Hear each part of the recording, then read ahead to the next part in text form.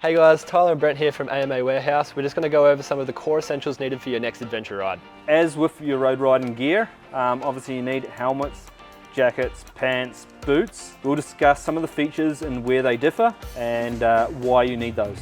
You use all the same gear, although there's a lot of different features with the products. Like with adventure helmets, obviously you've got a peak for some sun protection, as well as dirt, dust, etc. The visor is designed a bit differently, and of course, just like with road helmets, you want to go for premium quality product and materials. So the better the material, the higher it goes. Some of the features on the air vents, a good one to look for in the Australian heat. Fit, of course, is a big one. Everyone's got a different shaped head. What kind of weight is that one, Brent? This is 1,620 grams. Is that light for an adventure helmet? That is fairly light, considering it is a carbon helmet. ARI really concentrate on safety and fit rather than being the lightest, which is a good thing. And like I see there, it says pin lock ready. Like, what does that mean? It comes with an internal visor, which actually disperses condensation. Yep. So you don't fog up, which can be good through the bush. You might have a lot of humidity, etc. So it just keeps your vision clear.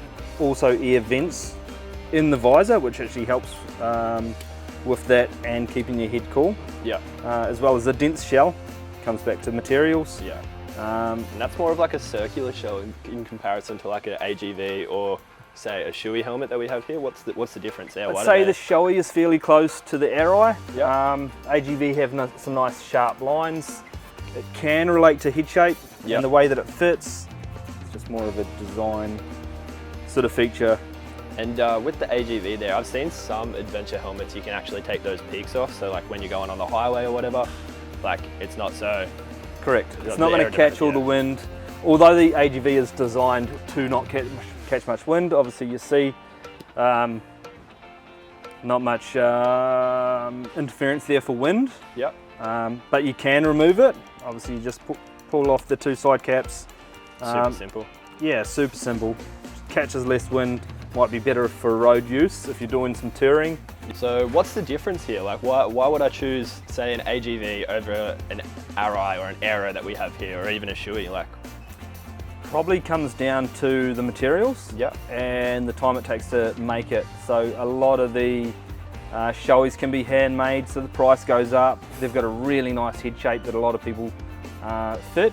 Yep. So there's a high demand for them.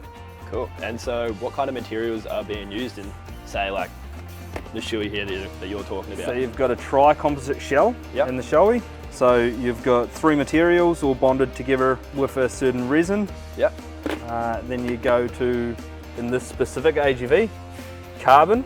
That's going to make that wider, hey? Yeah, correct. So it's actually a carbon aramidite fiberglass, lighter, denser material, so it deals with impact well. So with our Bell here, Brent, this is one of our most popular adventure helmets. What kind of features does this have, and like why would this be good for like say a newcomer to the sport of adventure riding? I'd say as an entry-level helmet, it's Yep. really popular because of the safety system that you use, which is MIPS there. Makes it a bit safer than some of the others at the same price point. It's really good as Bell really concentrate on a safe helmet. Yep. So as you're starting out, you might have a few accidents. You want to be safe, of course, or in any helmet you want to be safe. It's not the lightest, which is fine, because at the price point that it is, it's actually really good. Only a polycarbonate shell, which is the reason it's cheaper. Yeah. With that MIPS system, what does that entail? What does that mean? So the MIPS system is basically a liner inside the shell Yeah. that can move and rotate Yeah. to absorb impact. Okay. So it's basically suspension for your head, impact protection. So that just like prevents concussions and stuff like that, hey? Correct. Cool. Correct. So that'd be a good helmet for like someone getting into adventure riding? Definitely. You'd choose that one? Definitely. A lot of our staff that are getting into adventure riding are using that. Yep. Just for the price point, the safety, and a really solid helmet. And it's Bell as well, so they're a Exactly, reputable yep. brand for sure. Fits a lot of people, Yeah, been around for a long time. that's it. So we've gone over the Bell now, like, so why, if you were going up to a step up here in price, the Commander, super light, why would this be a better helmet to choose? So Say for like a mid-range rider or someone who's like looking for that next step. we're going from a polycarbonate shell Yeah. to a tri-composite. Yeah. A really dense shell, so more heat protection. A really good feature with the Aero Commander is actually the drop-down visor. Oof. So when you're touring and you're doing a lot of Ks on the road, you might be going directly into the sun, Yeah. or you might have a lot of sun glare. That really helps you. You don't have to have a tinted external visor. The fit is obviously really good. They have really comfy cheek pads and Correct. liners and stuff as well, hey? And they're all Yes. removable to like Correct. wash? So a big thing with the Aero is actually the cheek pads are part of the EPS liner, Yep. which actually has a different feel to a lot of the other helmets. Yeah. It's why a lot of people go for this helmet. So it's just super comfy, hey? Correct. And that visor comes off like we were talking about before as well, hey? So, It does, just like the AGV. Yep. It's removable there. and super lightweight, that one, hey, as you said. Correct. Yeah. About 1,500 grams. Smaller size will be lighter than that. Yeah.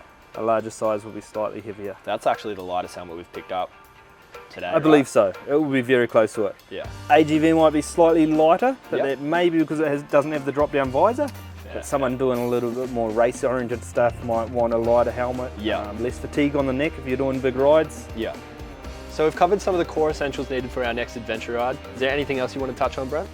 There are a lot of other items that we'll touch on later on. Accessories, bladders, luggage, farkles as they like to say. Cheers guys, thanks for watching. Thanks, guys.